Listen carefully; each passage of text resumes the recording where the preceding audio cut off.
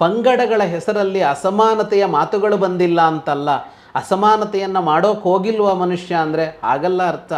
ನಾನು ಈ ರಾಜ್ಯದವನು ಶ್ರೇಷ್ಠ, ಆ ರಾಜ್ಯದವನು ಕನಿಷ್ಠ, ಈ ದೇಶದವನು ಶ್ರೇಷ್ಠ, ಆ ದೇಶದವನು ಕನಿಷ್ಠ ಅಂತ ಜನ ಯೋಚನೆ ಮಾಡ್ತಾ ಇಲ್ವಾ?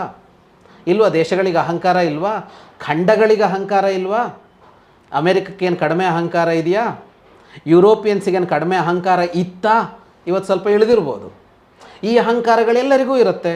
ಭಾರತದಲ್ಲೇ ತಗೊಂಡ್ರು ಯಾವುದ್ಯಾವುದೋ ರಾಜ್ಯದಲ್ಲಿ ಭಾರಿ ಅಹಂಕಾರ ಇರುತ್ತೆ, ನಾವು ಭಾಳ ಬುದ್ಧಿವಂತರು ಅಂತೆಲ್ಲ ಇರುತ್ತಲ್ವಾ.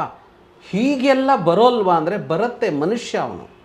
ಮನುಷ್ಯ ನೀವು ಏನನ್ನು ಮಾಡಿಕೊಂಡ್ರು, ನಾವು ಹಿಂದೊಂದು ಪ್ರಶ್ನೆಗೆ ಉತ್ತರ ಕೊಡುವಾಗ ಮಾತಾಡ್ಕೊಂಡ್ವಲ್ಲ, ದುರುಪಯೋಗ ಮಾಡಿಯೇ ಮಾಡ್ಕೋತಾನೆ ಮನುಷ್ಯ. ಏನು ಕೊಟ್ಟರೂ ದುರುಪಯೋಗ ಮಾಡ್ಕೋತಾನೆ ಮನುಷ್ಯ.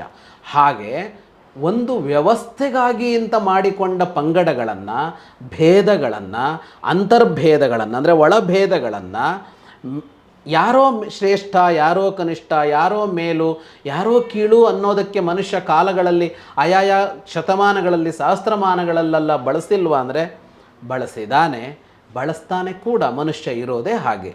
ಹಾಗಾಗಿಯೇ ಅವೆಲ್ಲ ಇರುವ ಹೊತ್ತಿನಲ್ಲಿ ಹಾಗಲ್ಲ ಅದು ಅಂತ ಹೇಳೋದಕ್ಕೆ ಇಷ್ಟಾರು ಸಾಹಿತ್ಯಗಳನ್ನು ನಮ್ಮವರು ಸೃಷ್ಟಿ ಮಾಡಿಟ್ರು.